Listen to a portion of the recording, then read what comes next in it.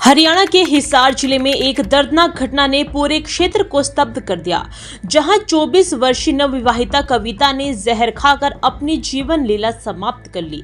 आरोप है कि कविता के फौजी पति अंकुश ने उसे व्हाट्सएप पर तलाक के कागजात भेजे थे, जिससे आहत होकर उसने यह कदम उठा लिया।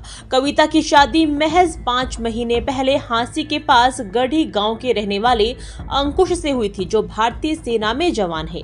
शादी बड़ी धूमधाम से संपन्न हुई थी, लेकिन शादी के कुछ समय बाद ही ससुराल पक्ष द्वारा दहेज के लिए प्रताड़ित किए जाने का आरोप सामने आया।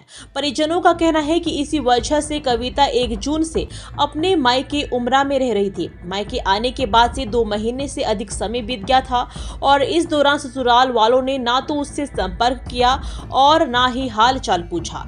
जब कविता खुद फोन करती तो उससे ठंडे व्यवहार से बात की जाती।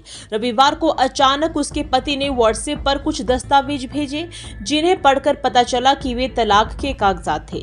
इन दस्तावेजों को देखकर कविता बेहद आहत हो गई। शाम को उसने जहरीला पदार्थ निगल लिया। जब परिजनों ने उसके पति अंकुश को फोन कर घटना की जानकारी देनी चाही, तो उसने कॉल रिसीव नहीं किया। मजबूरी में उन्होंने कविता की सास को फोन किया, लेकिन उन्होंने बेरुखी से जवाब देते हुए कहा, मर गई तो हम क्या करें, और फोन काट दिया। ये सुनकर परिजन भी और दुखी हो गए और आक्रोशित हो गए।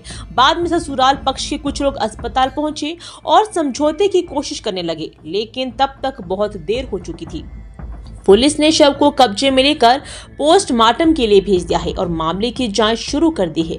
कविता के परिजनों ने स्पष्ट रूप से दहेज प्रताड़ना और मानसिक उत्पीड़न को उसकी मौत का कारण बताया है। यह घटना न केवल एक परिवार की व्यक्तिगत त्रासदी है, बल्कि समाज में दहेज प्रथा और विवाह के बाद महिलाओं पर मानसिक दबाव जैसे गंभीर मुद्दों को भी उजागर करती है। 5 महीने के भीतर ही टूटे इस रिश्ते ने एक और जिंदगी को खत्म कर दिया और अब न्याय की उम्मीद में परिजन पुलिस कार्रवाई की प्रतीक्षा कर रहे हैं। पुलिस ने फिलहाल पति और ससुराल पक्ष के खिलाफ बयान दर्ज किए हैं और जांच में दोषी पाए जाने पर सख्त कार्रवाई का भी आश्वासन दिया है।